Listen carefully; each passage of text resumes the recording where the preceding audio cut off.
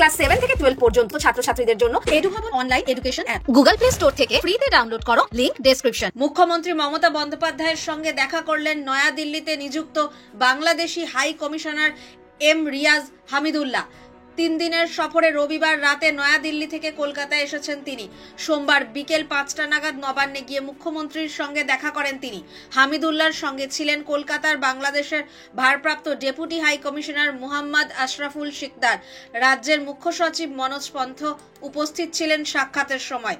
বাংলাদেশের কূটনীতিকেরা উপহার হিসেবে মুখ্যমন্ত্রীর হাতে তুলে দেন বাংলাদেশের মিষ্টি এবং শাড়ি। তবে বাংলাদেশের হাই কমিশনারের সঙ্গে কি নিয়ে মুখ্যমন্ত্রীর আলোচনা হয়েছে তা এখনো স্পষ্ট নয়। মুখ্যমন্ত্রী এই বিষয়ে এখনো পর্যন্ত প্রকাশ্যে কোনো মন্তব্য করেননি। বাংলাদেশি হাই কমিশনারও কোনো প্রতিক্রিয়া দেননি। যদিও কলকাতায় বাংলাদেশের ডেপুটি হাই কমিশনার আশরাফুল এই আলাপচারিতাকে সৌজন্য সাক্ষাৎ হিসেবেই ব্যাখ্যা করেছেন।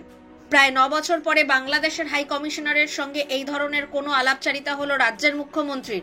এর আগে 2016 সালে বাংলাদেশের তৎকালীন হাই কমিশনার মোয়াজ্জেম আলীর সঙ্গে সৌজন্য সাক্ষাৎকার হয়েছিল পশ্চিমবঙ্গের মুখ্যমন্ত্রীর। তারপর থেকে এমন আলাপচারিতা এই প্রথম।